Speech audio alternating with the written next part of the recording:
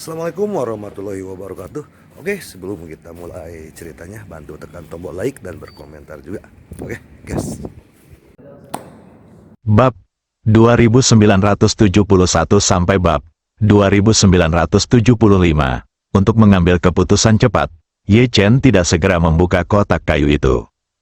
Dia hanya memindainya dengan energi spiritualnya dan segera merasakan dua benda ditempatkan di dalamnya. Salah satunya adalah sebuah buku tebal. Ye Chen menduga ini adalah fotokopi dari Kata Pengantar Sutra 9 Misteri. Yang lainnya adalah benda mirip pagoda yang terbuat dari logam. Setelah memastikan bahwa semuanya baik-baik saja, Ye Chen tanpa sadar ingin menarik kembali kesadarannya dan segera meninggalkan Zhou Manor dengan membawa barang-barang itu. Namun, saat aura Ye Chen menyapu pagoda, pagoda tersebut sepertinya menyadari kehadirannya. Kemudian, Ye Chen merasa auranya ditarik secara paksa oleh pagoda tanpa peringatan apapun. Apa yang membuatnya semakin tidak terduga adalah karena energi spiritualnya dikendalikan oleh kesadaran ilahi, yang merupakan perpanjangan kesadaran ilahi yang tidak terlihat. Ketika energi spiritual diserap oleh pagoda, energi tersebut juga diambil dari lautan spiritualnya sendiri, sinar kesadaran diambil secara paksa. Pada saat ini, Ye Chen merasa dunia di depannya tampak dalam kekacauan, dan semua yang dia lihat gelap, kecuali cahaya kabur tepat di depannya. Tidak ada apapun dalam kekacauan ini, seperti abu-abu kabut tebal menimbulkan rasa tertekan yang menyesakkan. Segera setelah itu, Ye Chen merasakan suara gemuruh yang keras di depannya, dan bahkan tanah berguncang terus-menerus. Tepat ketika dia dalam keadaan bingung, tanah tiba-tiba membuka beberapa retakan, dan cahaya keemasan yang menyilaukan keluar dari retakan tersebut. Pada saat ini, dunia di sekitar Ye Chen terguncang, dan yang membuatnya tidak percaya, pagoda persegi emas benar-benar meledak dari celahnya. Pagoda emas ini bersinar dengan cahaya keemasan. Semakin banyak bagian yang terbuka ke tanah, cahaya keemasan menjadi lebih menyilaukan. Ye Chen memulai dengan melihat ke bawah ke bagian atas pagoda, menyaksikan pagoda semakin tinggi, bahkan setinggi berdiri di kaki pagoda. Melihat ke atas, puncak menara tidak lagi terlihat. Pagoda persegi ini megah dan menakutkan. Tepat ketika Ye Chen terkejut, dua pintu emas pagoda terbuka dari dalam keluar. Cahaya keemasan menyilaukan di tempat pintu terbuka, dan tidak mungkin untuk melihat apa yang terjadi di dalam. Ye Chen tidak tahu apakah dia melakukannya dengan sengaja atau tidak, dan kakinya mulai bergerak menuju pintu tanpa terkendali. Semakin dekat dia ke gerbang pagoda, cahaya keemasannya semakin menyilaukan. Ye Chen merasa bahwa cahaya terang di depannya bahkan lebih terang daripada melihat langsung ke matahari di siang hari, tetapi dia tidak pernah menyangka bahwa ketika dia benar-benar masuk ke dalamnya, pagoda, cahaya keemasan di depannya tiba-tiba berhenti. Penglihatannya menjadi gelap sesaat, dan kemudian dia melihat ribuan biksu duduk bersila dan melantunkan sutra di ruang terbuka. Tepat di depan mereka ada lokasi konstruksi yang sibuk, tempat banyak pengrajin kuno sedang membangun di pagoda Sifang. Biksu terkemuka duduk bersila di atas platform kayu yang tinggi, mengenakan jubah emas. Ketika Ye Chen melihat pagoda persegi, itu tampak sedikit familiar, tetapi juga sedikit asing. Dia selalu merasakan deja vu, tetapi untuk sementara dia tidak dapat mengingat di mana letaknya yang familiar. Pada saat ini, pemandangan di depannya tiba-tiba dengan cepat meninggalkan lokasi pembangunan dan melewati kota kekaisaran. Ye Chen mengabaikan kota, dan dikombinasikan dengan sejarah yang telah dia pelajari dan dokumen sejarah yang telah dia baca, dia tiba-tiba mengerti. Kota di depan kita saat ini sebenarnya adalah Chang'an di masa dinasti Tang yang makmur lebih dari 1000 tahun yang lalu. Pada saat inilah dia akhirnya mengerti bahwa pagoda persegi yang baru saja dia lihat seharusnya menjadi tempat pemandangan saat ini di Chang'an, pagoda angsa liar besar. Dan yang saya lihat adalah seperti apa pagoda angsa liar besar saat dibangun. Alasan mengapa terlihat familiar dan asing mungkin karena pagoda angsa liar besar dibangun kembali beberapa kali setelah dibangun. Tampilan, fitur, dan bahkan jumlah lantai dari pagoda angsa liar besar itu sendiri semuanya telah mengalami perubahan besar. Apalagi banyak rekonstruksi pagoda angsa liar besar yang terjadi ratusan ribu tahun yang lalu, orang baru melihat penampakan pagoda angsa liar besar setelah 5 kali modifikasi besar dan masih diwariskan hingga saat ini. Tidak ada yang tahu aslinya penampilan, jadi Ye Chen memiliki pandangan seperti itu. Perasaan yang tampak akrab tetapi tidak berani memastikannya. Ye Chen tidak bisa menahan diri untuk tidak bergumam, jadi, biksu terkemuka yang baru saja saya temui adalah biksu Tang yang terkenal, Tang Xuanzang. Saat dia memikirkannya, pemandangan itu melewati kota Chang'an yang ramai dan sampai ke kuil Tao di Gunung Hijau di selatan di luar kota Chang'an. Dari medannya, Ye Chen mengenali bahwa tempat ini adalah kaki utara Gunung Zhongnan, dan 3 karakter, Zhong Shengwan, di gerbang kuil Tao membuatnya langsung menyadari bahwa tempat ini dikenal sebagai tempat paling diberkati di dunia dan tempat paling diberkati di dunia, tanah suci Taoisme platform pengamatan menara. Lou Guantai adalah tempat lahirnya Taoisme, dan konon juga merupakan tempat pendiri Taoisme. Lao Zi mengajarkan kitab suci. Pada dinasti Tang, Taoisme dianut oleh Li Yuan yang menamai tempat itu Zhong Shengwan. Dalam gambar kali ini, sekelompok pendeta Tao berperawakan kurus yang mengenakan kemeja hijau, rambut panjang, dan sanggul sedang duduk bersila di atas panggung di Zhong Shengwan, dan mereka membuat cetakan tangan seragam di kehampaan. Pengabdian dan fokus. Sekilas Ye Chen dapat mengetahui bahwa tanpa kecuali, mereka semua adalah biksu yang menguasai energi spiritual, dan setiap segel tangan yang mereka buat mengandung energi spiritual yang melonjak dan mereka tampaknya bekerja sama untuk menyelesaikan semacam formasi besar. Yang lebih menakjubkan lagi adalah di depan para pendeta Tao ini, sebuah menara harta karun berbentuk persegi yang terbuat dari emas murni digantung di udara dan berputar perlahan. Menara harta karun berbentuk persegi ini persis dengan yang ada di dalam kotak kayu tadi. Jejak tangan yang dibuat oleh para pendeta Tao ini, tanpa kecuali, semuanya menghilang ke dalam pilar harta karun, saat mereka terus menggunakan energi spiritual dan formasi untuk mendukung mereka. Keempat pilar harta karun juga bersinar dengan cahaya keemasan, memantulkan satu sama lain dengan angsa liar besar pagoda puluhan mil jauhnya. Pada saat ini, pemimpin Tao berkata, ketika kita menyelesaikan pembentukan menara harta karun ini, dan Guru Xuanzang menyelesaikan pagoda dan menguduskannya, keduanya akan saling melengkapi dan memastikan kemakmuran dinasti Tang selama 800 tahun. Saudara dan saudari-saudari, untuk ini menghabiskan kerja keras seumur hidup dapat dianggap sebagai mendedikasikan hidup seseorang untuk rakyat dinasti Tang. Semua pendeta Tao terlihat sangat saleh dan berkata serempak, kami hanya berharap dinasti Tang stabil selamanya, negara makmur, dan masyarakat sehat. Ye Chen bahkan lebih terkejut lagi. Tanpa diduga, menara harta karun 4 penjuru dibangun oleh para biksu ulung yang bekerja sama. Terlebih lagi, saya tidak menyangka bahwa menara harta karun 4 sisi yang dibangun dan diberkati oleh para pendeta Tao ini dan pagoda angsa liar besar yang dibangun di bawah pengawasan Guru Xuanzang sebenarnya adalah senjata nasional penting yang saling melengkapi dan melindungi negara. Dinasti Tang. Namun dia diam-diam bertanya-tanya, karena dua hal ini, yang besar dan yang kecil, adalah alat ajaib yang diciptakan oleh kerja keras para biksu dan penganut Tao terkemuka, mengapa dinasti Tang gagal berkembang selama 800 tahun? Seperti yang dikatakan pendeta Tao. Bahkan umur dinasti Tang bahkan tidak sampai 300 tahun. Tepat ketika Ye Chen terkejut, dia tiba-tiba berpikir bahwa dia tidak mengenali pagoda angsa liar besar untuk pertama kalinya karena pagoda angsa liar besar telah dimodifikasi beberapa kali, konon di dinasti Tang saja, ada 3 versi. Mungkinkah itu? Karena perubahan tersebut, struktur Feng Shui yang dibangun bersama oleh pagoda angsa liar besar dan si Fang Bao Zuang dihancurkan. Dalam keraguan, Ye Chen merasa pemandangan di depannya berangsur-angsur memudar seperti air surut, dan kesadarannya perlahan-lahan mundur kembali ke pagoda yang muncul dari tanah.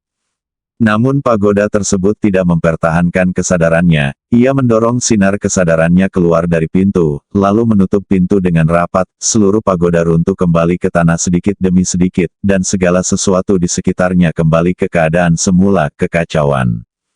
Tapi Ye Chen tidak menyadari bahwa saat pagoda itu runtuh kembali ke tanah itu juga meninggalkan sinar kesadaran ilahi, dan sinar kesadaran ilahi ini benar-benar menghilang langsung ke dalam sinar kesadaran ilahi Ye Chen. Tanpa menyadarinya, saya bergabung dengan kesadarannya. Saat kesadarannya kembali ke tubuhnya, Ye Chen langsung terbangun. Meski perasaan keluar tubuh tadi terasa sangat lama, namun nyatanya hanya berlangsung sesaat. Ye Chen, yang ketakutan, mengeluarkan kotak kayu itu tanpa sempat memikirkannya. Setelah memastikan bahwa tidak ada apa-apa lagi di kompartemen rahasia, dia segera menjatuhkan kembali singa batu itu dan menutupinya dengan aman di kompartemen rahasia. Saat ini, masih banyak kegembiraan di rumah keluarga Zhou. Kemudian, dia segera berbalik, melompat ke bawah, dan masuk melalui jendela kamar tempat Heng dan mereka bertiga berada. Steve dan Royce, ayah dan anak, tercengang. Mereka tidak menganggap itu sesuatu yang istimewa ketika Ye Chen melompat keluar jendela, tetapi melompat dari jendela benar-benar merusak pandangan mereka. Ketika Ye Chen kembali ke kamar, dia melihat ayah dan anak Steve dan Royce tampak ngeri, dan berkata kepada Heng, minta mereka untuk berbalik, dan kamu berbalik dan menatap mereka. Siapapun yang berani melihat ke belakang secara diam-diam akan dibunuh. Tembakannya jatuh. Petik 2. Heng segera berkata, baik Pak. Steve hampir pingsan dan berkata dengan sungguh-sungguh, tuannya, kami sudah menjadi mitra, Anda tidak perlu terlalu curiga pada kami. Saya tahu bahwa apa yang kamu bawa kembali pastilah bangunan harta karun berbentuk persegi, tapi aku pasti tidak akan membocorkan sepatah kata pun ke dunia luar, dan kamu tidak harus selalu membiarkan Heng menodongkan pistol ke kepala kita. Ye Chen bertanya kepadanya, apakah kamu mengajariku cara melakukan sesuatu? Steve sangat ketakutan sehingga dia melambaikan tangannya dan berkata, jangan berani, jangan berani. Setelah itu, dia segera memalingkan wajahnya, tidak berani melihat lagi. Ye Chen membuka kotak kayu itu dan melihat bangunan harta karun bersisi 4 di dalamnya, dan dia tidak bisa menahan rasa kagum di dalam hatinya. Bangunan harta karun ini persis sama dengan yang baru saja saya lihat dengan kesadaran saya. Mungkinkah itu, bahwa disinilah kesadaranku baru saja masuk? Berpikir seperti ini, Ye Chen mengulurkan tangan dan dengan lembut mengangkat Sifang Baozu. Bagian utama pilar harta karun ini terbuat dari emas, memang tidak semewah yang khusus digunakan untuk menyimpan relik, namun memancarkan keagungan yang tak terlukiskan di mana-mana. Baru saja mengalami pengalaman keluar tubuh, Ye Chen tahu bahwa pilar harta karun 4 sisi di tangannya lebih dari sekadar senjata ajaib, itu menggabungkan energi spiritual dan kerja keras dari para pembudidaya yang tak terhitung jumlahnya dan dapat melindungi dunia, negara, dan negara meskipun dapat mencapai efek terbesar hanya dengan melengkapi pagoda angsa liar besar yang asli dan bahkan tata letak seluruh kota Chang'an ini masih merupakan harta Feng Shui yang langka. Keluarga Rothschild telah makmur selama 200 tahun, dan pasti terkait erat dengan Sifang Baozu. Pada saat tertentu, Ye Chen juga memikirkan apakah akan menyimpan pilar harta karun persegi ini bersamanya. Bagaimanapun, itu disempurnakan dengan upaya sungguh-sungguh dari banyak orang bijak. Mungkin dia dapat menemukan lebih banyak rahasia budidaya yang mendalam darinya. Namun detik berikutnya, dia menyerah. Sifang Baozuang pada awalnya dibangun oleh orang bijak untuk Tiongkok, tidak hanya satu orang yang dapat menganggapnya sebagai miliknya, dan dia pasti tidak memiliki gagasan seperti itu. Jadi, dia dengan hati-hati mengembalikan Sifang Baozu. Adapun versi fotokopi dari kata pengantar Sutra 9 Misteri, di bawah, dia tidak mengeluarkannya. Lagi pula, sekarang bukan waktu yang tepat untuk membaca. Setelah mendapatkan barang-barang itu, Ye Chen mulai memikirkan rencana selanjutnya. Jika Howard mengizinkan Royce pergi langsung ke Kanada, dia dapat membawa Sifang Baozu keluar dari Amerika Serikat. Begitu sampai di Kanada, akan lebih mudah untuk mengangkutnya kembali ke Tiongkok. Setelah Sifang Baozu kembali ke Tiongkok, dia dapat menggunakan bantuan tersebut dari putra angkat Lin Wanner, Sun Zidong, serahkan kembali kepada pejabat Tiongkok. Dalam hal ini, misi Anda akan dianggap selesai. Namun, Ye Chen tidak berencana meninggalkan Amerika begitu saja. Bagaimanapun, Zhou Liangyun masih dirawat di rumah sakit. Setelah dia keluar dari rumah sakit, masih belum diketahui apa yang akan dilakukan pemerintah AS dan keluarga Rothschild terhadapnya. Ye Chen tidak ingin meninggalkannya sendirian untuk mengurusnya, dirinya sendiri. Jika memungkinkan, dia harus mencoba yang terbaik untuk menyelamatkannya. Dia dibebaskan dari penjara dan setidaknya bebas.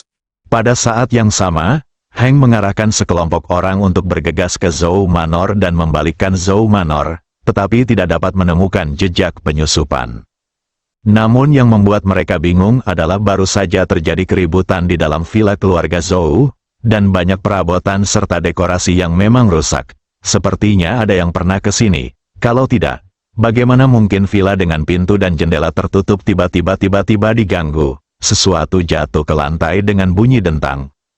Namun ada yang aneh, benda-benda tersebut benar-benar terlihat seperti seseorang dengan kasar melemparkan segala sesuatunya ke tanah, namun belum lagi kehadiran orang, bahkan tidak ditemukan satupun jejak kaki di lokasi kejadian. Beberapa informan Howard segera melaporkan hal ini kepada Howard. Ketika Howard mendengar berita itu, dia tiba-tiba menjadi gugup dan gemetar.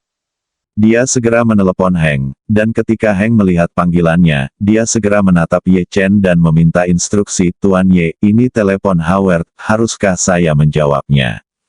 Ye Chen mengangguk, "Ya."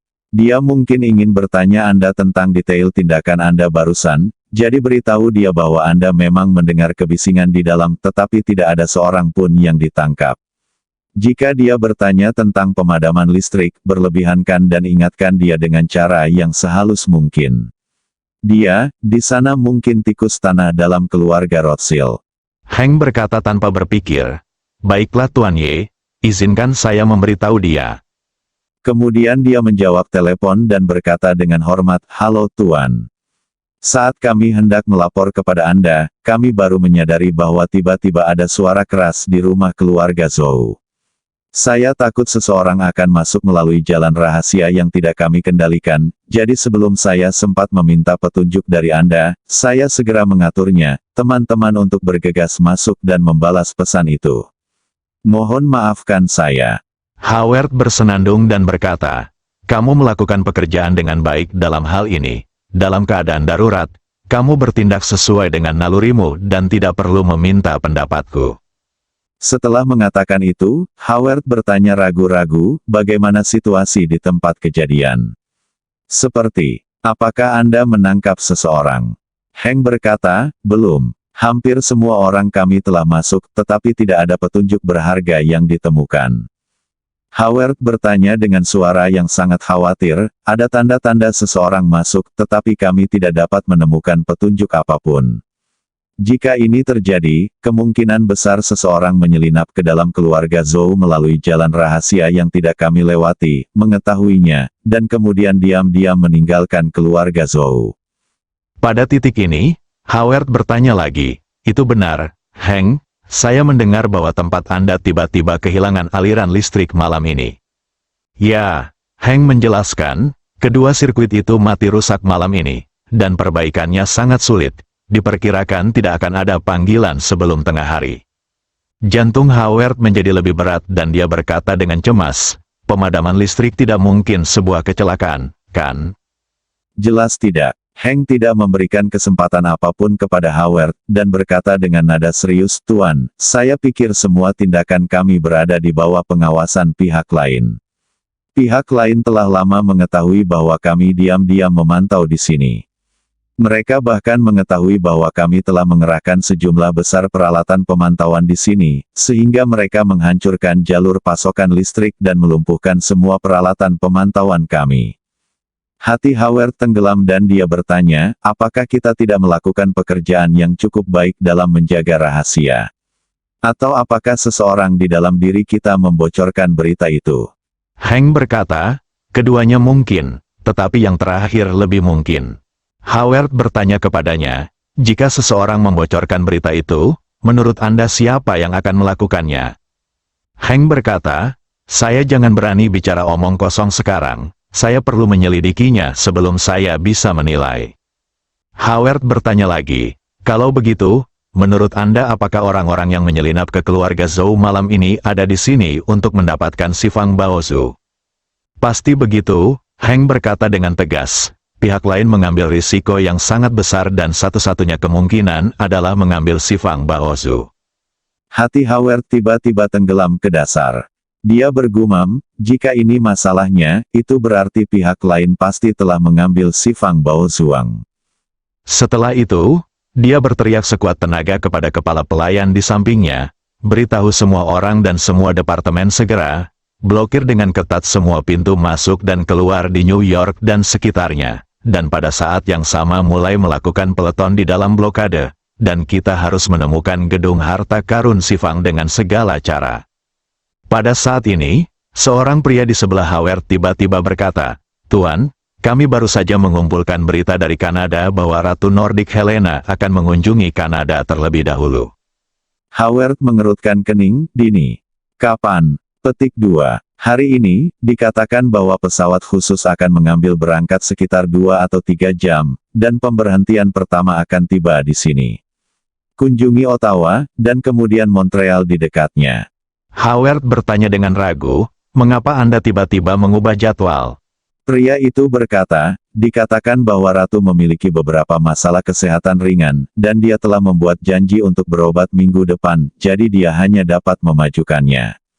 Howard bersenandung, "Oke, saya mengerti." Heng di sisi lain telepon memanfaatkan kesempatan itu dan bertanya dengan cepat, "Tuan, apa yang harus saya lakukan selanjutnya?"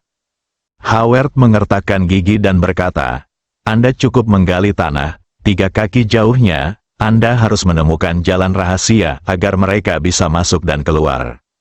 Setelah itu, dia menambahkan, "Ngomong-ngomong, beritahu Steve bahwa Helena akan segera berangkat ke Kanada dan minta dia mengatur agar Royce bergegas. Waktu berlalu untuk persiapan, dan saya juga mengatur agar orang-orang bergegas membantu koneksi. Baru-baru ini, kami reputasi telah anjlok. Kita harus memanfaatkan kesempatan ini untuk menjalin hubungan baik dengan keluarga kerajaan Nordik. Ini mungkin akan sangat berguna di masa depan." Heng berkata dengan cepat, "Baiklah Tuan, saya akan memberitahu Tuan muda sekarang." Howard berkata dengan dingin, "Heng, kali ini mereka masuk dan keluar dari Zhou Manor di bawah hidungmu seolah-olah mereka tidak berada di tanah siapapun. Saya pasti akan meminta pertanggungjawaban Anda atas masalah ini.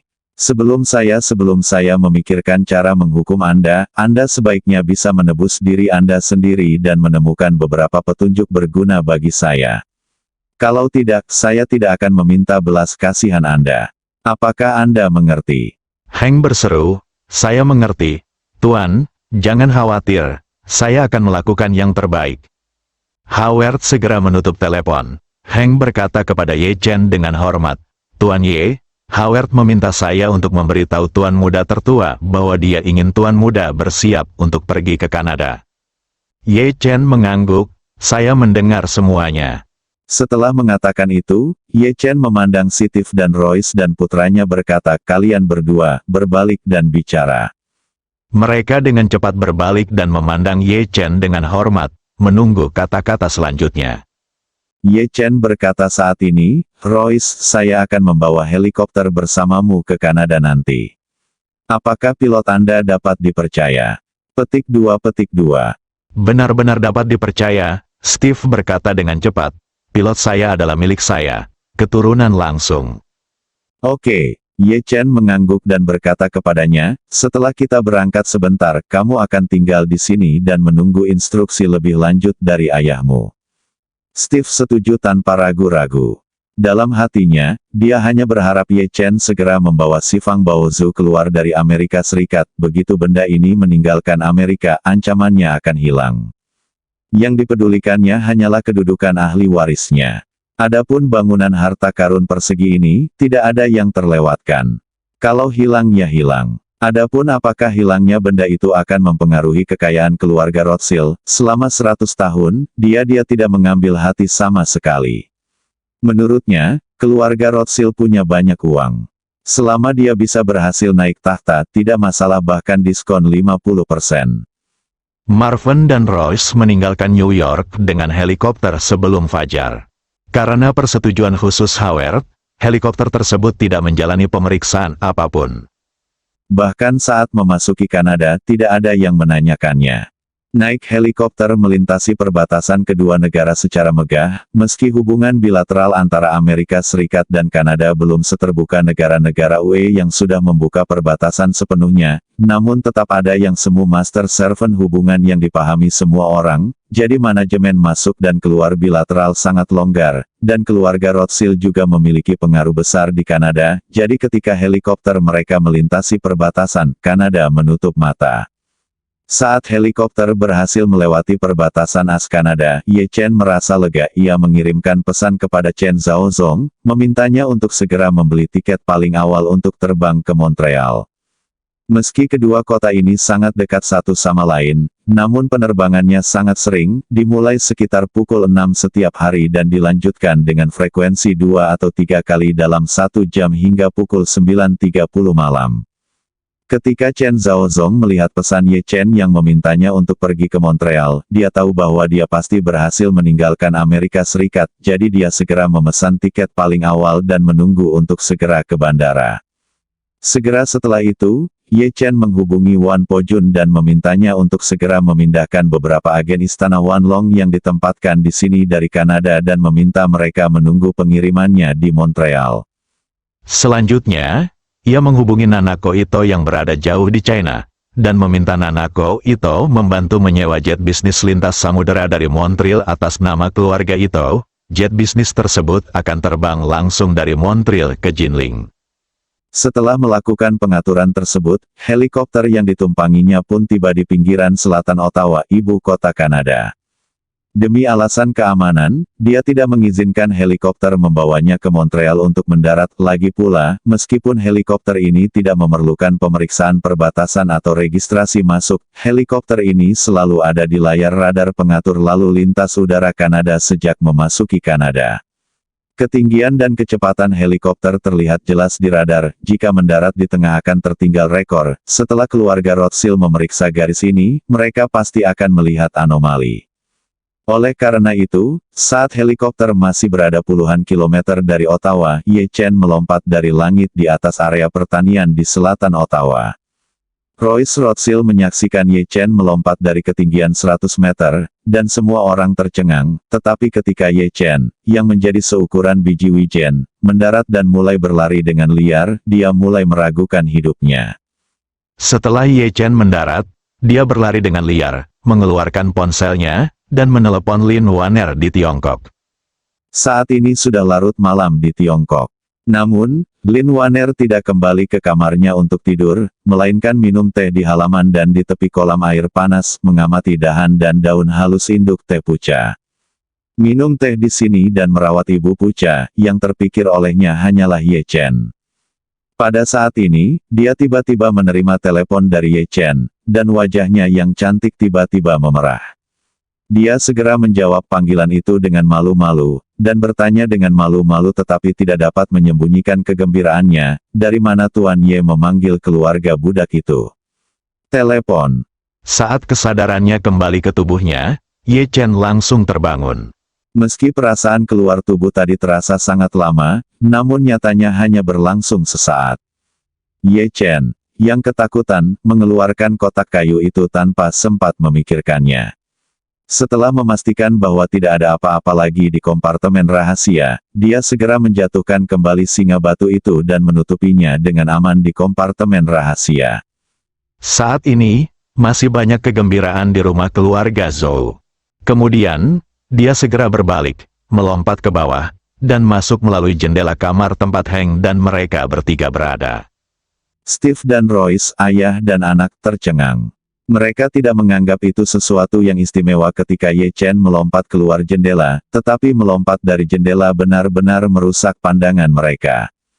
Ketika Ye Chen kembali ke kamar, dia melihat ayah dan anak Steve dan Royce tampak ngeri, dan berkata kepada Heng, minta mereka untuk berbalik, dan kamu berbalik dan menatap mereka.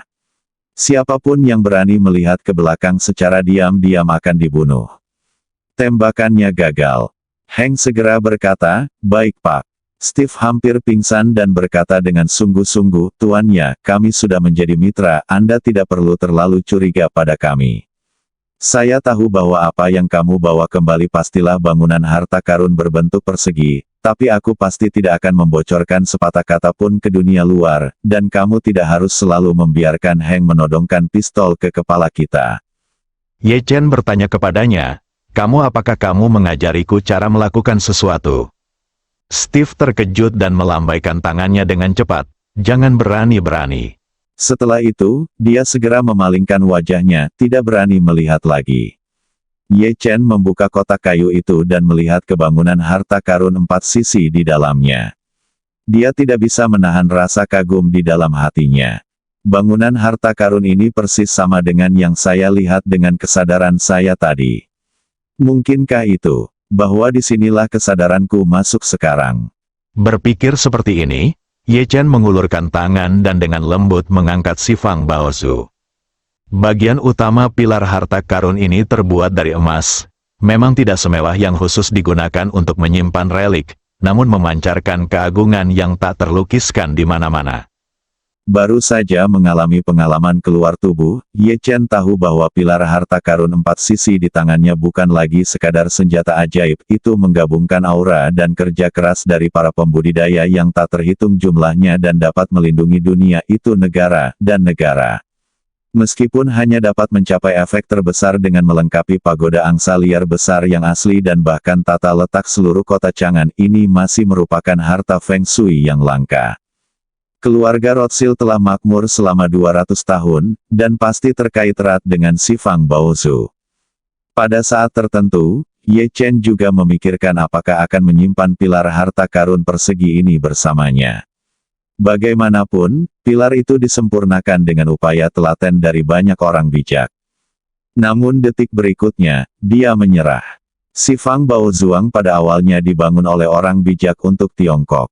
Tidak hanya satu orang yang dapat menganggapnya sebagai miliknya, dan dia pasti tidak memiliki gagasan seperti itu. Jadi, dia dengan hati-hati mengembalikan Sifang Baozu.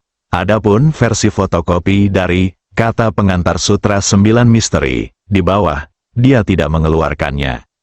Setelah mendapatkan barang-barang itu, Ye Chen mulai memikirkan rencana selanjutnya. Jika Howard mengizinkan Royce pergi langsung ke Kanada, dia dapat membawa Sifang Baozu keluar dari Amerika Serikat, akan lebih mudah untuk mengangkutnya kembali ke Tiongkok. Setelah Sifang Baozu kembali ke Tiongkok, dia dapat menggunakan bantuan tersebut dari putra angkat Lin Waner, Sun Zidong. Serahkan kembali kepada pejabat Tiongkok, dalam hal ini, misi Anda akan dianggap selesai. Namun, Ye Chen tidak berencana meninggalkan Amerika begitu saja. Bagaimanapun, Zhou Liangyun masih dirawat di rumah sakit. Setelah dia keluar dari rumah sakit, masih belum diketahui bagaimana pemerintah AS dan keluarga Rothschild akan memperlakukannya. Ye Chen tidak ingin meninggalkannya sendirian untuk mengurus dirinya sendiri jika memungkinkan, dia harus mencoba yang terbaik untuk menyelamatkannya. Dia dibebaskan dari penjara dan setidaknya bebas. Pada saat yang sama, Hank mengarahkan sekelompok orang untuk bergegas ke Zhou Manor dan membalikan Zhou Manor, tetapi tidak dapat menemukan jejak penyusupan. Namun yang membuat mereka bingung adalah ada banyak keributan di dalam villa keluarga Zhou tadi, dan banyak perabotan serta dekorasi yang memang rusak tiba-tiba diganggu. Sesuatu jatuh ke lantai dengan bunyi dentang. Namun ada yang aneh, benda-benda ini benar-benar terlihat seperti seseorang dengan kasar melemparkan segala sesuatunya ke tanah. Namun belum lagi kehadiran orang, bahkan tidak ada satupun jejak kaki yang ditemukan di lokasi kejadian. Beberapa informan Howard segera melaporkan hal ini kepada Howard. Ketika Howard mendengar berita itu, dia tiba-tiba menjadi gugup dan gemetar. Dia segera menelepon Hank, dan ketika Hank melihat panggilannya, dia segera melihat ke arah Ye Chen dan meminta instruksi, "Tuan Ye, ini telepon Howard, haruskah saya menjawabnya? Untuk menanyakan detail tindakan Anda barusan, jadi katakan padanya bahwa Anda memang mendengar kebisingan di dalam, tetapi tidak ada yang ditangkap. Jika dia bertanya tentang pemadaman listrik, berlebihankan dan ingatkan dia dengan cara yang sehalus mungkin mata-mata dalam keluarga Rothschild." Heng berkata tanpa berpikir, baiklah Tuan Ye, saya akan memberitahunya. Kemudian dia menjawab telepon dan berkata dengan hormat, halo Tuan. Saat kami hendak melakukannya lapor kepada Anda, kami baru menyadari bahwa tiba-tiba ada suara keras di rumah keluarga Zhou. Saya takut seseorang akan masuk melalui jalan rahasia yang tidak kami kendalikan, jadi sebelum saya sempat meminta instruksi dari Anda, saya segera mengatur agar anak buahku segera masuk dan membalas pesan itu. Mohon maafkan aku. Howard mendengus dan berkata, kamu melakukan pekerjaan dengan baik dalam hal ini. Dalam keadaan darurat, kamu bertindak sesuai dengan intuisimu, minta pendapat saya. Setelah mengatakan itu, Howard bertanya dengan ragu-ragu, bagaimana situasi di tempat kejadian? Seperti, apakah Anda sudah menangkap seseorang? Heng berkata, belum, hampir semua orang kami telah masuk, tetapi tidak ada petunjuk berharga telah ditemukan. Howard bertanya dengan suara yang sangat khawatir, ada tanda-tanda seseorang masuk, tetapi tidak ada tanda-tanda masuk. Kami tidak dapat menemukan petunjuk apapun. Jika ini terjadi, kemungkinan besar seseorang menyelinap ke dalam keluarga Zhou melalui jalan rahasia yang tidak kita ketahui, dan kemudian diam-diam meninggalkan keluarga Zhou. Pada titik ini, Howard bertanya lagi, benar, Heng, saya mendengar bahwa tempat Anda tiba-tiba mati listrik malam ini. Ya, Heng menjelaskan, kedua sirkuit rusak malam ini, dan sangat sulit untuk diperbaiki. Diperkirakan tidak akan ada panggilan sebelum tengah hari. Suasana hati Howard menjadi lebih berat dan dia berkata dengan cemas, pemadaman listrik tidak mungkin kecelakaan, kan? Itu pasti tidak terjadi. Petik 2. Heng berkata dengan nada serius, tidak memberi kesempatan pada Howard. Semua tindakan kita berada di bawah pengawasan pihak lain. Pihak lain sudah lama mengetahuinya, bahwa kami diam-diam memantau di sini. Mereka bahkan mengetahui bahwa kami telah mengerahkan sejumlah besar peralatan pemantauan di sini, sehingga mereka menghancurkan saluran listrik dan melumpuhkan semua peralatan pemantauan kami. Petik 2. Hati Howard tenggelam dan dia bertanya, bukankah kita melakukan pekerjaan bagus merahasiakannya, atau apakah seseorang di dalam kita membocorkan berita itu? Heng berkata, keduanya mungkin, tetapi yang terakhir lebih mungkin terjadi. Howard bertanya kepadanya, jika seseorang membocorkan berita itu, menurut Anda siapa yang akan melakukannya? Heng berkata, baiklah, saya sekarang jangan berani katakan apapun, kita perlu menyelidikinya sebelum kita dapat menilai. Howard bertanya lagi, kalau begitu, menurut Anda apakah orang-orang yang menyelinap ke rumah Zhou malam ini ada di sini untuk mendapatkan menara harta karun Sifang? Pasti begitu. Kata Heng tegas, pihak lain mengambil risiko yang sangat besar dan satu-satunya kemungkinan adalah mengambil Sifang Baozu. Hati Howard tiba-tiba tenggelam ke dasar. Dia bergumam, jika ini benar-benar masalahnya, itu berarti pihak lain pasti telah mengambil Sifang Baozuang. Setelah itu, dia berteriak kepada pengurus rumah tangga di sampingnya sekuat tenaga, beritahu semua orang dan semua departemen segera, blokir dengan ketat semua pintu masuk dan keluar di New York dan sekitarnya, dan pada saat yang sama mulailah mencari dan mengatur di dalam blokade, dan temukan gedung harta karun Sifang dengan segala cara. Pada saat ini, seseorang di sebelah Howard tiba-tiba berkata, Tuan, kami baru saja mengumpulkannya. Berita dari Kanada adalah bahwa Ratu Nordik Helena akan mengunjungi Kanada terlebih dahulu. Howard mengerutkan kening, Dini. Kapan? Hari ini, dikatakan bahwa pesawat khusus akan lepas landas dalam waktu sekitar 2 atau 3 jam, dan pemberhentian pertama akan dilakukan di Ottawa. Kemudian di dekat Montreal. Howard bertanya dengan bingung, mengapa Anda tiba-tiba mengubah jadwal? Pria itu berkata, dikatakan bahwa Ratu punya beberapa masalah kesehatan ringan dan sudah membuat janji untuk berobat minggu depan, jadi dia hanya bisa melanjutkan. Howard menjawab, ya, dia berkata, oke, saya mengerti. Heng di sisi lain telepon memanfaatkan kesempatan itu dan bertanya dengan cepat, Tuan, apa yang harus saya lakukan selanjutnya? Howard mengertakkan gigi dan berkata, bahkan jika Anda menggali 3 kaki ke dalam tanah, Anda juga perlu menemukan jalan rahasia agar mereka bisa masuk dan keluar. Menambahkan, ngomong-ngomong, beritahu Steve bahwa Helena akan segera berangkat ke Kanada dan minta dia mengatur agar Royce segera bersiap. Saya juga mengatur agar seseorang segera datang untuk membantu koneksi. Reputasi kami anjlok baru-baru ini. Kita harus memanfaatkan kesempatan ini untuk menjalin hubungan baik dengan keluarga kerajaan Nordik. Ini mungkin akan sangat berguna di masa depan. Hank berkata dengan cepat. Baiklah Tuan, saya akan melakukannya sekarang, beritahu Tuan Muda. Howard berkata dengan dingin, Hank, kali ini mereka masuk dan keluar dari Zhou Manor seolah-olah tidak ada orang di sekitar. Saya pasti akan meminta pertanggungjawaban Anda atas masalah ini. Sebelum menghukum Anda, sebaiknya Anda menemukan beberapa petunjuk yang berguna untuk saya. Jika tidak, saya menang. Saya tidak meminta Anda untuk mengampuni saya. Hank berseru, saya mengerti, Tuan, jangan khawatir, saya akan mencoba yang terbaik. Howard kemudian menutup telepon. Hank berkata kepada Ye Chen dengan hormat, Tuan Ye, Howard meminta saya untuk memberitahu Tuan Muda tertua bahwa dia ingin Tuan Muda bersiap untuk pergi ke Kanada. Ye Chen mengangguk. Saya mendengar. Semuanya. Ye Chen memandang Steve dan Royce dan putranya berkata, kalian berdua, berbalik dan bicara. Mereka dengan cepat berbalik dan memandang Ye Chen dengan hormat menunggu kata-kata selanjutnya.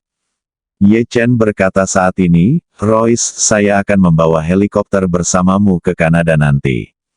Apakah pilot Anda dapat dipercaya? Benar-benar dapat dipercaya. Steve berkata dengan cepat, pilot saya adalah milik saya. Garis keturunan langsung. Ye Chen mengangguk dan berkata kepadanya, setelah kita berangkat, kamu akan tinggal di sini dan menunggu instruksi lebih lanjut dari ayahmu. Steve setuju tanpa ragu-ragu. Dalam hatinya, dia hanya berharap Ye Chen segera membawa si Fang Baozu keluar dari Amerika Serikat. Begitu benda ini meninggalkan Amerika, ancamannya akan hilang. Yang dia pedulikan hanyalah posisi ahli warisnya. Adapun bangunan harta karun berbentuk persegi ini, tidak ada yang terlewatkan. Jika hilang, maka hilang selama 100 tahun, dia tidak mengambil hati sama sekali. Menurutnya, keluarga Rothschild punya banyak uang. Selama dia bisa naik tahta, tidak masalah bahkan diskon 50%. Marvin dan Royce meninggalkan New York dengan helikopter sebelum fajar. Karena persetujuan khusus Howard, helikopter tersebut tidak menjalani pemeriksaan apapun. Bahkan saat memasuki Kanada, tidak ada yang menanyakannya. Naik helikopter melintasi perbatasan kedua negara secara megah. Meski hubungan bilateral antara Amerika Serikat dan Kanada belum seterbuka negara-negara Uni Eropa yang sudah sepenuhnya membuka perbatasannya, namun tetap ada yang semu master servant, hubungan yang dipahami semua orang, jadi manajemen masuk dan keluar bilateral sangat longgar, dan keluarga Rothschild juga memiliki pengaruh besar di Kanada, jadi ketika helikopter mereka melintasi perbatasan, Kanada menutup mata. Ketika helikopter berhasil melewati perbatasan as Kanada, Ye Chen merasa lega. Dia mengirim pesan kepada Chen Zhaozong, memintanya untuk segera membeli tiket paling awal untuk terbang ke Montreal. Meski kedua kota ini sangat dekat satu sama lain, namun penerbangannya sangat sering dimulai sekitar pukul 6 setiap hari dan dilanjutkan dengan frekuensi 2 atau 3 kali dalam 1 jam hingga pukul 9.30 malam.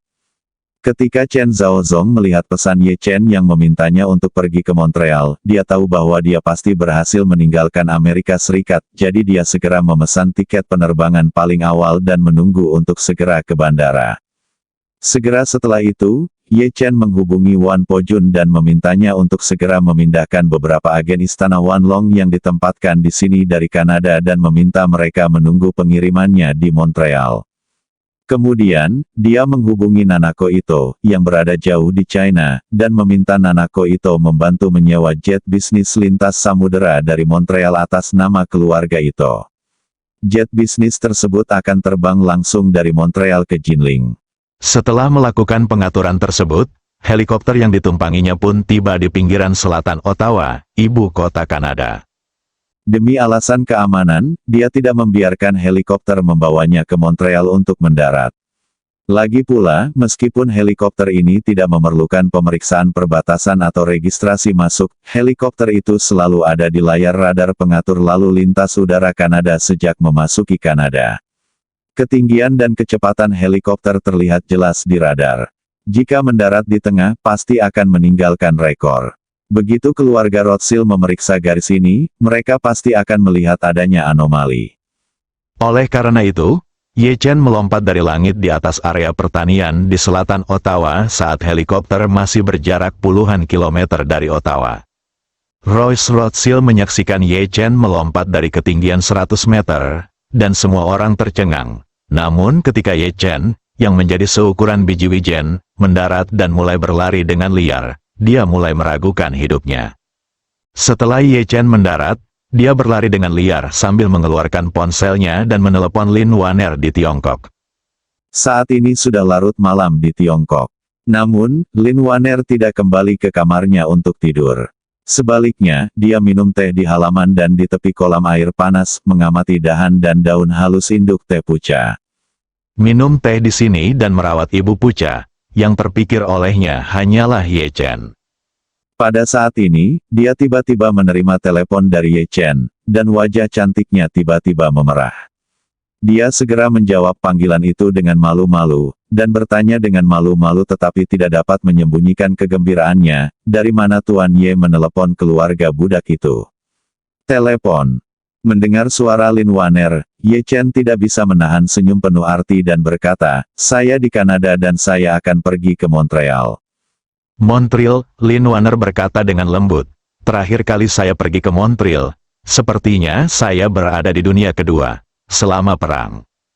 Setelah itu, dia bertanya dengan rasa ingin tahu, apakah kamu tidak pergi ke Amerika Serikat?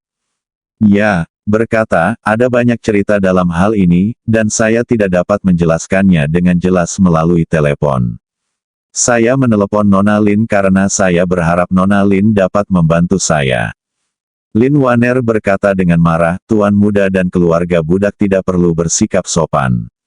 Apa yang kamu butuhkan dari keluarga budak, beritahu saja para budak. Ye Chen tidak sopan dan berkata, saya mendapat harta nasional, dan saya ingin Paman Zong melakukannya bawa kembali ke Jinling, dan kemudian kakek Sun akan membantu mengirimkannya ke pemerintah. Lin Waner terkejut. Dia tidak bisa berhenti bertanya, saya ingin tahu senjata penting negara apa yang dibicarakan Tuan muda. Ye Chen bertanya padanya, Nona Lin, pernahkah Anda mendengar tentang Sifang Bao Zuang? Lin Waner sangat ketakutan hingga dia hampir berhenti memegang ponselnya dan berseru, pilar Sifang Bao Zuang, mungkinkah itu?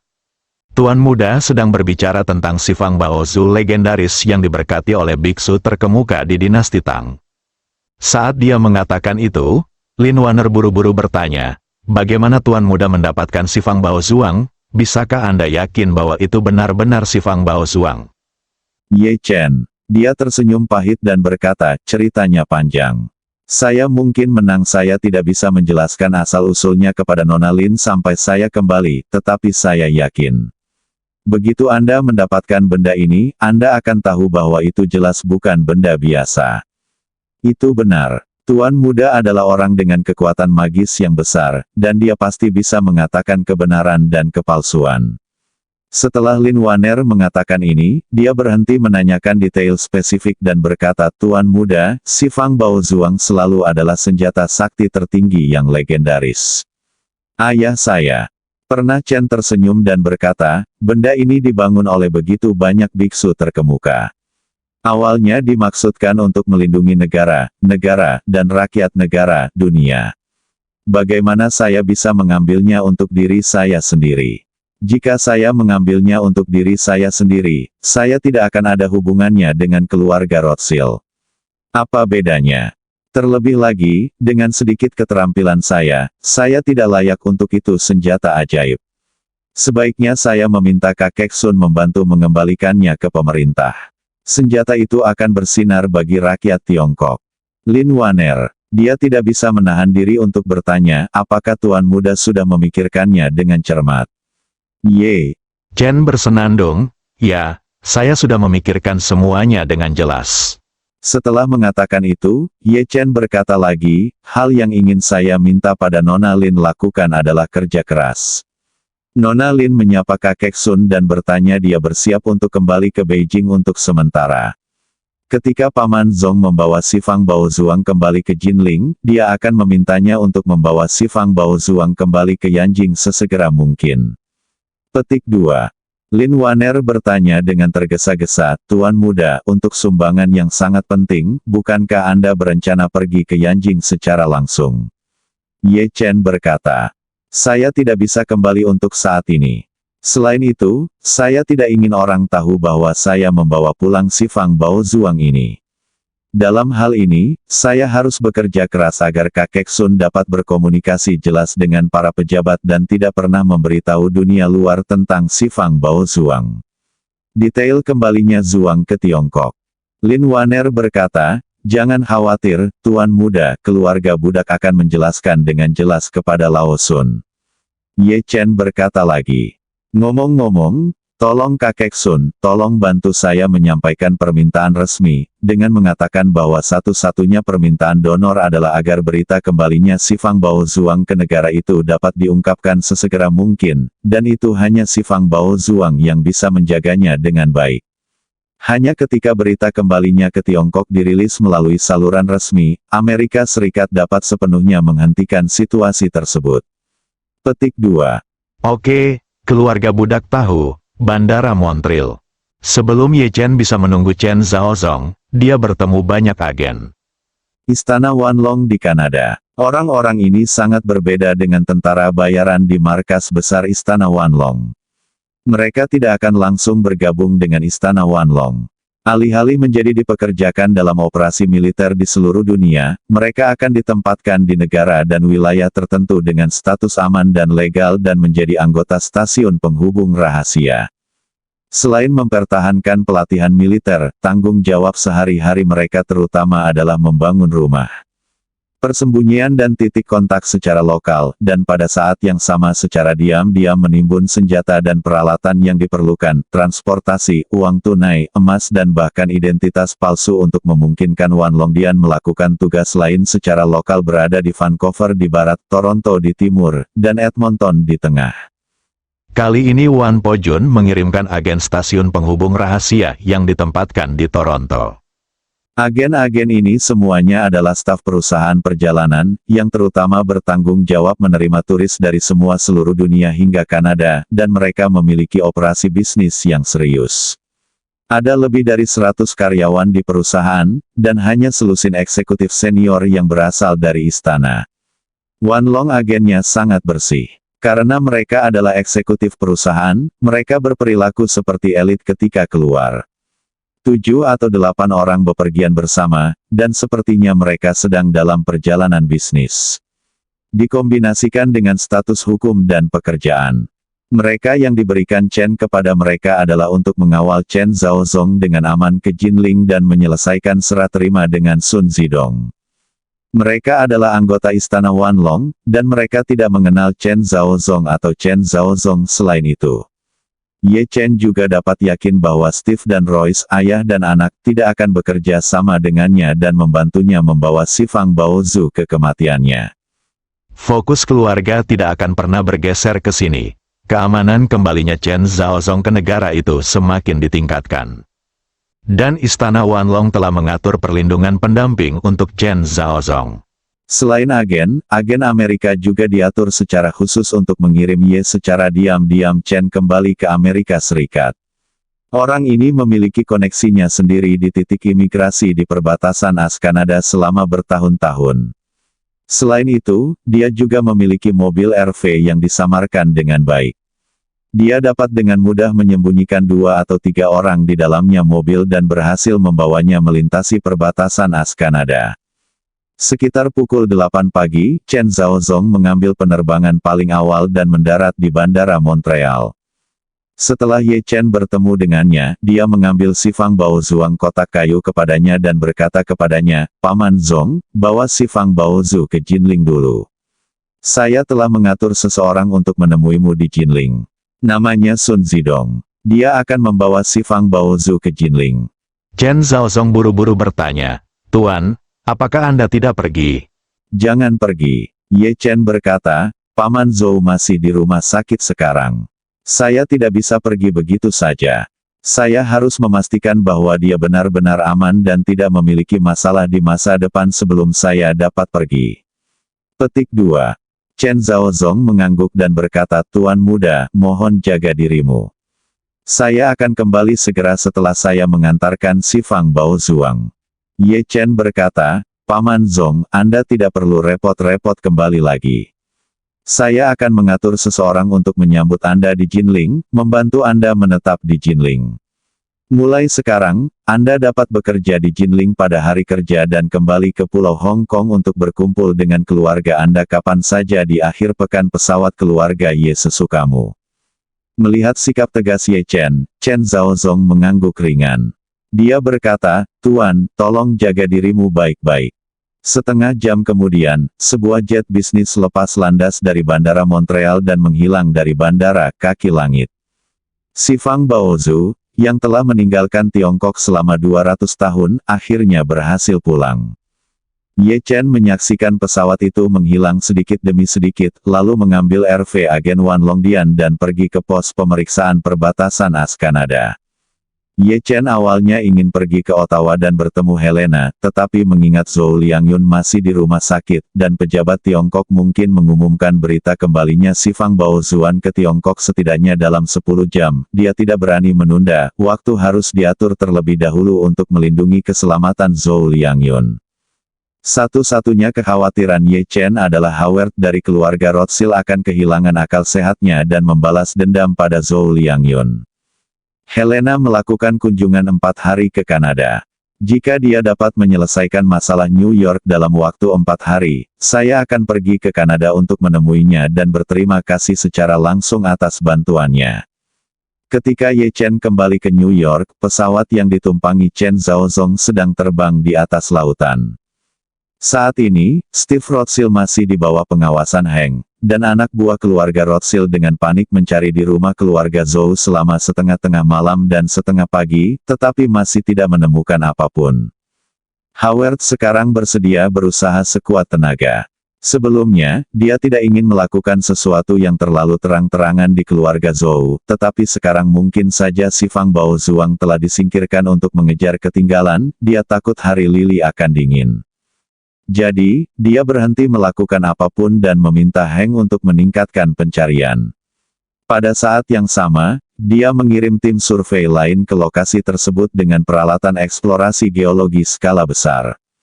Beberapa truk tugas berat melaju ke Zhou Manor dan memasang berbagai peralatan secara megah untuk mendeteksi bawah tanah seluruh Zhou Manor. Peralatan pendeteksi ini bahkan dapat dengan jelas memindai sarang semut di bawah tanah. Jalan rahasia keluar masuk pasti akan ditemukan.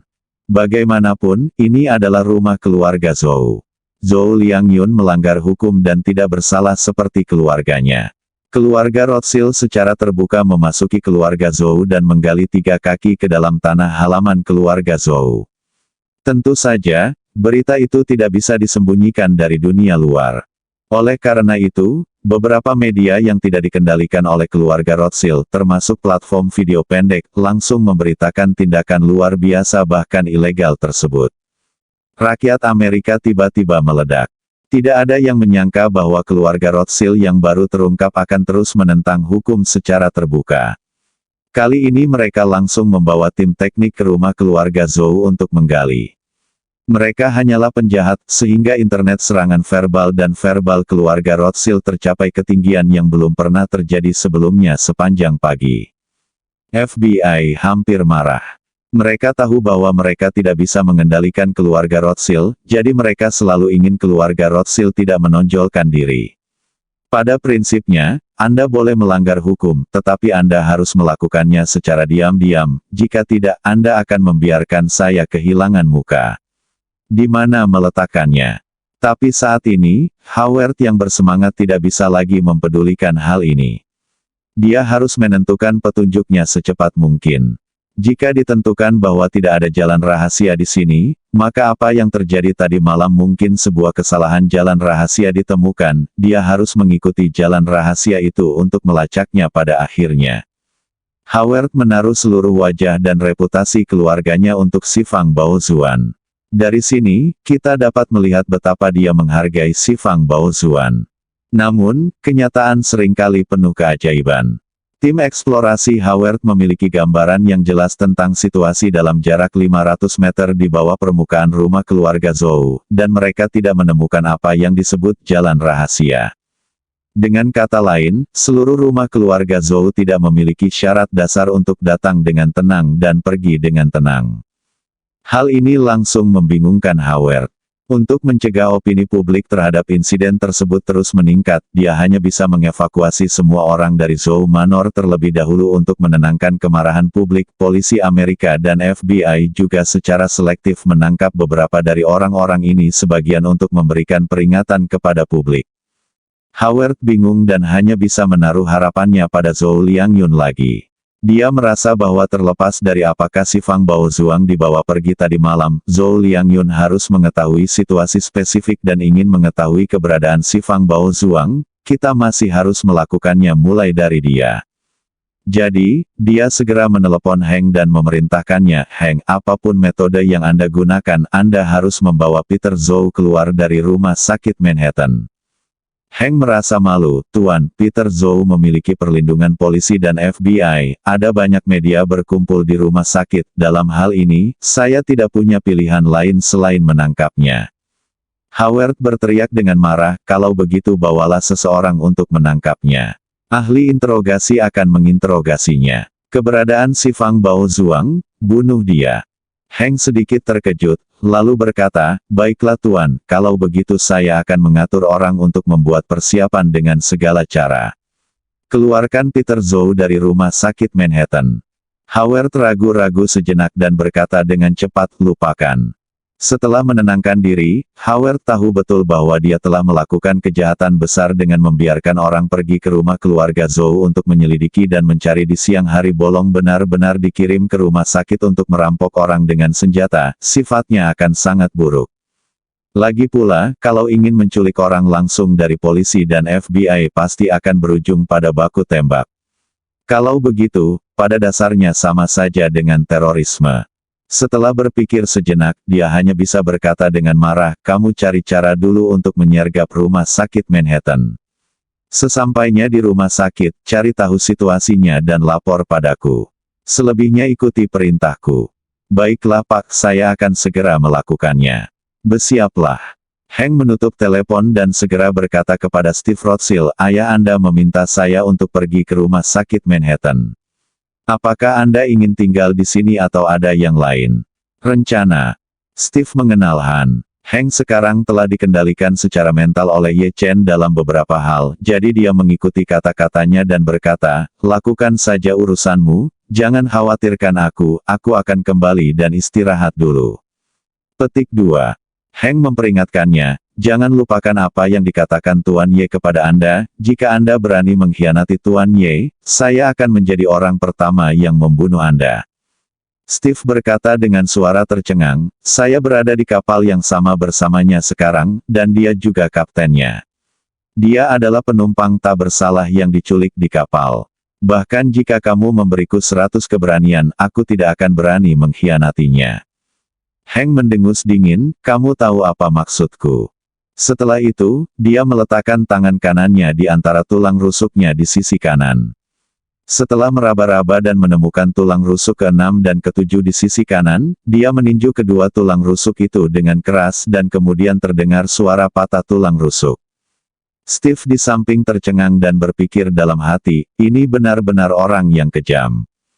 Pada saat ini, Heng mengeluarkan ponselnya dengan ekspresi acuh tak acuh, menemukan nomor dan meneleponnya, dan panggilan itu masuk, dia berkata, hei, dua tulang rusukku patah.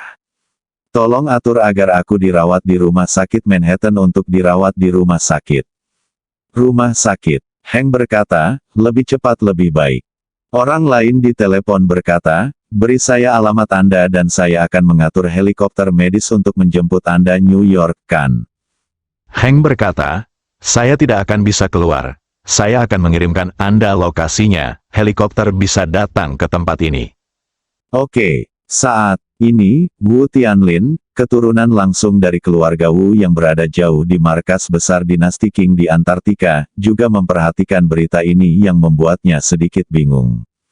Jadi, dia segera datang ke pintu ruang retret Wu Feiyan, ragu-ragu lagi, dan mengetuk pintu. Wu Feiyan baru saja meninggalkan rumah sejak pelarian terakhirnya dari Tiongkok. Selama lebih dari 300 tahun, dia tidak pernah merasa begitu tidak aman seperti sekarang. Pukulan yang tiba-tiba membuatnya merasa sedikit dekaden untuk sementara waktu.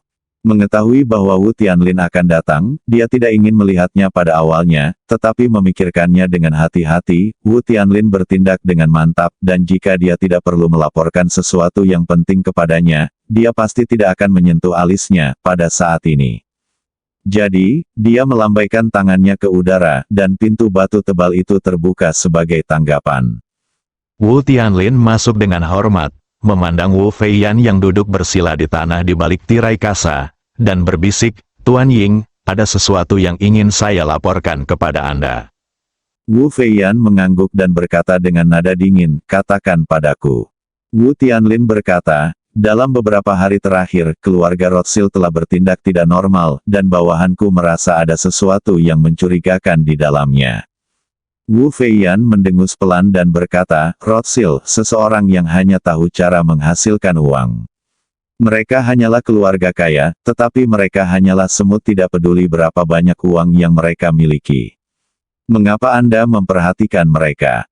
Wu Tianlin berkata dengan tergesa-gesa, Tuan Ying, Rothschild keluarga menangkap seorang pedagang barang antik beberapa waktu lalu karena mereka menyalahgunakan hukuman mati tanpa pengadilan terhadap pedagang barang antik tersebut. Setelah terungkap, masalah tersebut belum mereda. Saat ini, mereka bahkan mengambil risiko ketidaksetujuan dunia dan langsung mengirim sejumlah besar orang ke pedagang barang antik tersebut, rumah untuk menggali 3 kaki ke dalam tanah. Mereka bahkan membawa peralatan eksplorasi dalam jumlah besar. Masalah ini berdampak besar pada internet.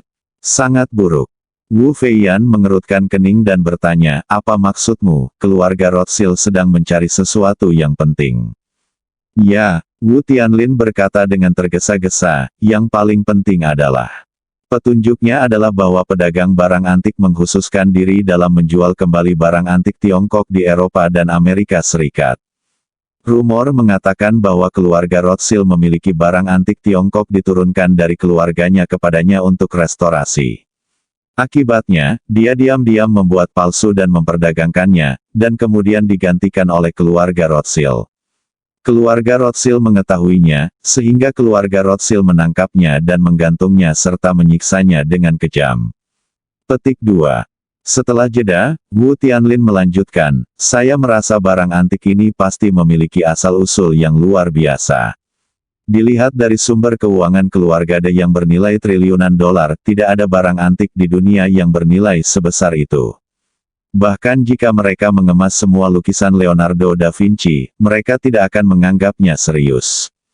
Wu Feiyan mengangguk dan menganalisis, melihat pasar barang antik dunia, tidak peduli apakah itu barang antik timur atau barat, harga transaksinya adalah sepotong hampir tidak melebihi $1 miliar AS.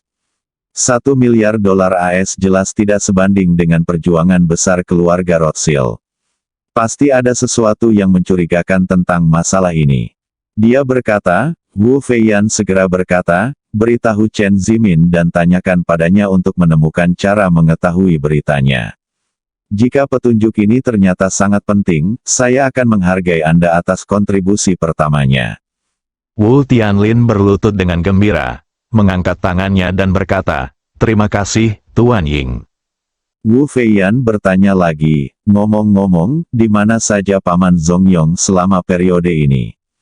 Wu Tianlin berkata dengan tergesa-gesa, kembali kepada Tuhan, Anda meminta Paman Zongyong untuk berhenti menyelidiki perusahaan Blackwater dan memecah keheningan untuk 3 orang, hari. Pada bulan September, Paman Zongyong berada di Carolina Utara, Amerika Serikat, yang juga merupakan markas besar Blackwater. Dia diam selama periode ini, tetapi posisinya tidak pernah meninggalkan sana. Wu Feiyan mengangguk, sejak dia juga di Amerika, biarkan dia pergi mencari Chen Zimin. Meskipun Chen Zimin berani dan banyak akal, dia tidak cukup kuat. Bahkan keluarga Rothschild tidak dapat menemukan apapun membantu, peluang menang akan jauh lebih besar. Wu Tianlin. Dia segera berkata dengan hormat, baiklah, Tuan Ying, bawahan saya mengetahui hal ini, jadi turunlah dan beritahu mereka sekarang. Sejak keluargaan bertemu dengan Chang Shengbo di Tiongkok, dan Chang Shengbo meledakkan dirinya dan meninggal, keluargaan tidak pernah kembali ke New York. Dalam panggilan telepon sebelumnya antara Bibi An Youyu dan pamannya Chen Zimin, keluarga An dan Ye Chen menyadari bahwa pasti ada yang salah dengan paman ini. Namun karena jarak kami berjauhan, dan putri bibi saya masih tinggal bersama Chen Zimin di New York, kami semua diam-diam memahami satu sama lain dan tidak saling merusak muka. Identitas publik Chen Zimin saat ini masih menjadi menantu dari keluargaan. Terlebih lagi, karena keluargaan saat ini tidak berada di Amerika Serikat, ia langsung memantapkan dirinya sebagai satu-satunya juru bicara keluargaan di Amerika Serikat, yang bisa dianggap sebagai momen popularitas. Namun, Chen Zimin juga tahu betul bahwa keluargaan saat ini sedang mengalihkan industri dan fokusnya sendiri, dan secara bertahap mentransfer aset Amerika ke Tiongkok. Bahkan jika kedua pihak tidak putus, jika mereka menunggu 2 atau 3 tahun lagi, mereka akan melakukannya hampir diusir dari kuali keluargaan. Yang paling membuatnya tertekan dan Wu Feiyan adalah pada saat kritis, keluargaan benar-benar mencapai kerjasama investasi jangka panjang yang mendalam dengan Huaxia, dan tiba-tiba mendapat dukungan resmi tidak berani melakukan apapun pada keluargaan. Terlebih lagi, sejak Wu Feiyan melarikan diri dari Tiongkok terakhir kali, dia telah membuat seluruh asosiasi Poking terdiam, dan tidak pernah berpikir untuk menimbulkan masalah bagi keluargaan lagi. Saat ini, Chen Zimin sedang duduk di kantor An Qishan, lelaki tua dari keluargaan, di lantai atas gedung Anbang. Dia berbaring malas di kursi bos An Qishan, dengan kaki di atas meja dan denda tongkat kuba di mulutnya. Saat dia sedang menikmati cerutunya dengan santai, tiba-tiba dia menerima notifikasi di ponselnya di desktop. Merupakan hal yang normal jika ponsel menerima notifikasi push, tetapi notifikasi push ini tidak biasa. Karena berita ini, dorongan tersebut secara otomatis dikirim ke perangkat lunak komunikasi King Hui sendiri. Menerima dorongan berarti organisasi tersebut memanggil. Selama beberapa waktu terakhir, ponsel Chen Zimin belum menerima pesan apapun dari pertemuan King. Lagi pula, semua orang diam, dan kantor pusat serta yang lainnya tidak akan menghubunginya. Selain itu, masa diam selama 3 bulan belum berakhir, dan tiba-tiba dia menerima kabar tersebut menandakan bahwa pasti ada keadaan darurat yang sangat mendesak. Jadi, dia segera mengklik tombol tekan. Setelah memasuki perangkat lunak, sebuah kotak prompt muncul di antarmuka perangkat lunak dengan 3 kata Wu Tianlin ditampilkan di sana. Jadi dia buru-buru duduk tegak dan mengklik tombol OK di kotak prompt. Perangkat lunak segera memunculkan jendela mengambang untuk panggilan video. Wu Tianlin berkata di ujung lain video, Zimin, guru Inggris punya tugas untuk kamu. Chen Zimin berkata tanpa berpikir, Tuan Wu, tolong beritahu saya mendengarkan. Wu Tianlin melambaikan tangannya dan berkata, izinkan saya menanyakan sesuatu terlebih dahulu. Pernahkah Anda mendengar tentang masalah antara keluarga Rothschild dan pedagang barang antik? Chen Zimin berseru, masalah ini telah membuat keributan besar, dan semua orang di New York dan bahkan Eropa dan Amerika Serikat mengetahuinya. Tuan Wu, mengapa Anda masih memperhatikan mereka? Wu Tianlin bertanya kepadanya, lalu tahukah Anda apa yang terjadi di antara mereka? Apa dendamnya? Keluarga Rothschild kemungkinan besar sedang mencari sesuatu di rumah pedagang barang antik itu. Tahukah Anda apa yang mereka cari? Petik 2. Chen Zimin menggelengkan kepalanya dan berkata, saya akan mengatakan yang sebenarnya. Tuan Wu, saya tidak terlalu memperhatikan masalah ini. Saya tahu alasan spesifiknya. Wu Tianlin berkata, kalau begitu pergi dan tanyakan, gunakan koneksi Anda dan temukan petunjuk sebanyak mungkin. Chen Zimin berkata dengan hormat, baiklah Wu. Jangan khawatir, Tuan, saya akan menemukan cara untuk mengetahuinya sekarang. Wu Tianlin berkata dengan dingin, Paman Zongyong sudah terbang ke New York dan akan mendarat di New York dalam 2 jam. Anda pergi ke bandara untuk menemuinya dan menunggu instruksi selanjutnya. Petik 2.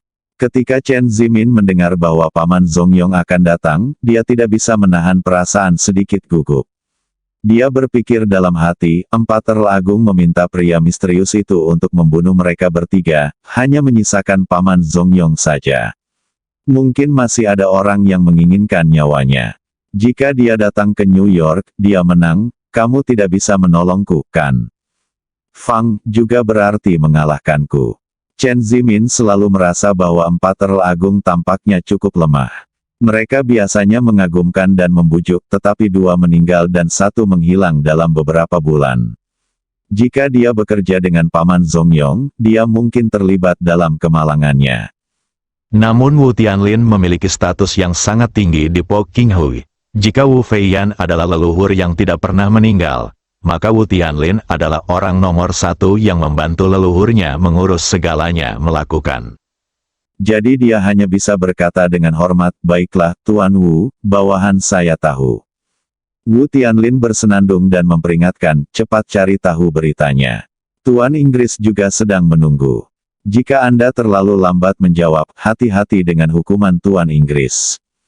Tidak, saya akan melakukannya sesegera mungkin, Chen Zimin berjanji, dan segera mulai mencari seseorang untuk menanyakan situasinya setelah menutup video.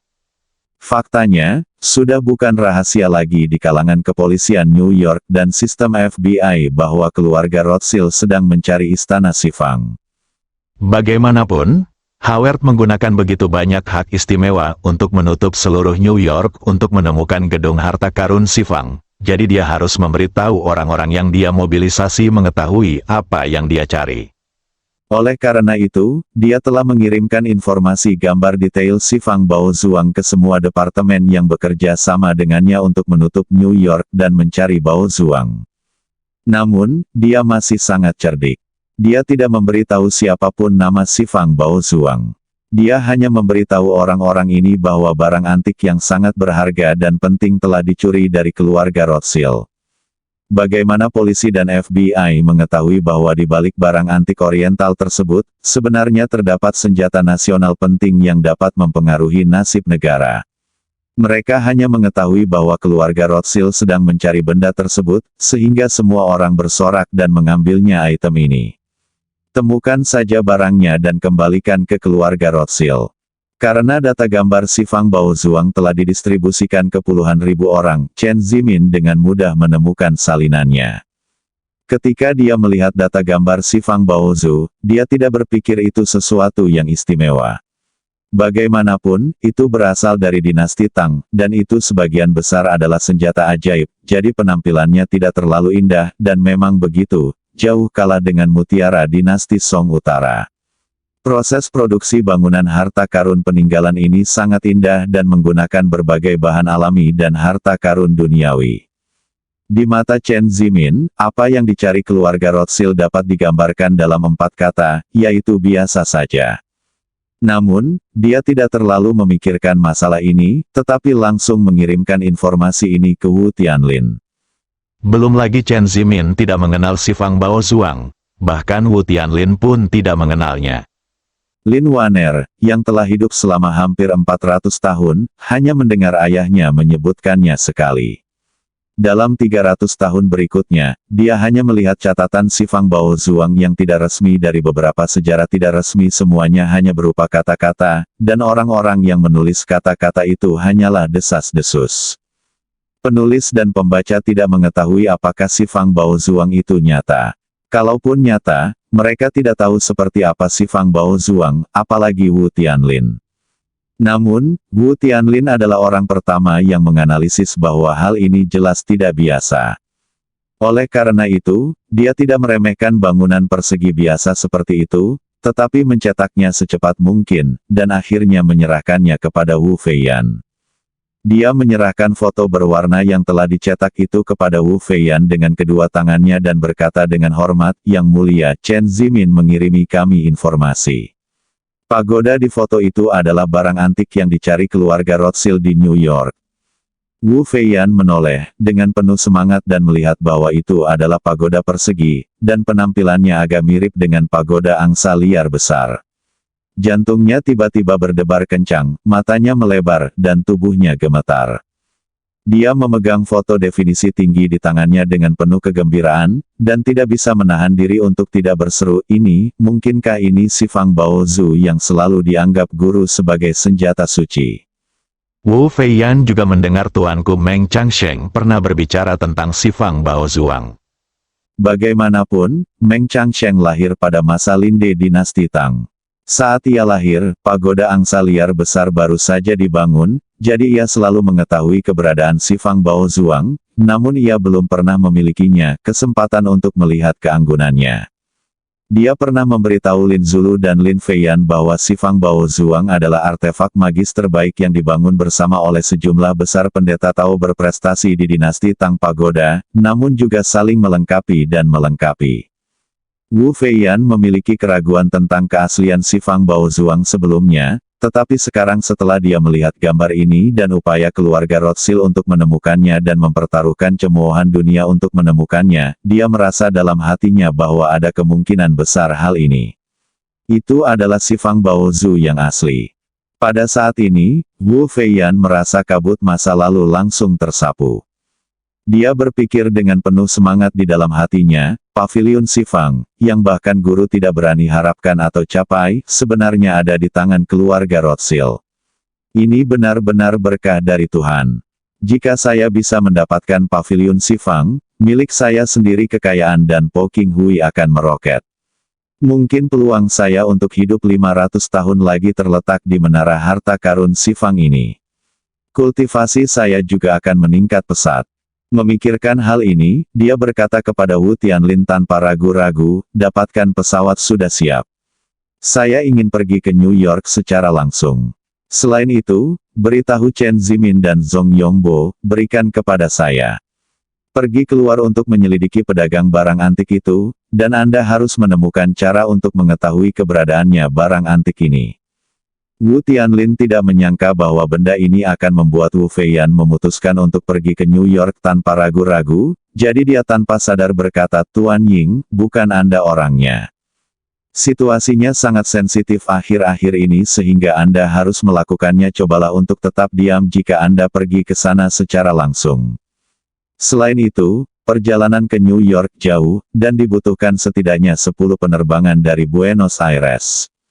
Jika dijumlahkan, akan memakan waktu setidaknya 14 atau 5 jam. Menyarankan agar Anda menyerahkan masalah ini kepada Paman Zongyong dan Chen Zimin. Jika mereka bekerja sama, mereka akan dapat menyelesaikan tugas dengan keberanian dan strategi. Wu Feiyan bertekad, dia menggelengkan kepalanya dengan teguh. Masalah ini sangat penting bagi saya, dan bahkan kepada seluruh asosiasi Po King. Tidak ada ruang untuk kegagalan. Biarkan mereka mencoba yang terbaik terlebih dahulu. Tidak peduli apakah mereka berhasil atau tidak, saya harus pergi ke sana secara langsung sebelum saya dapat yakin. Dengan lembut menggoyangkan foto di tangannya, dan foto itu langsung berubah menjadi abu dan berserakan di tanah.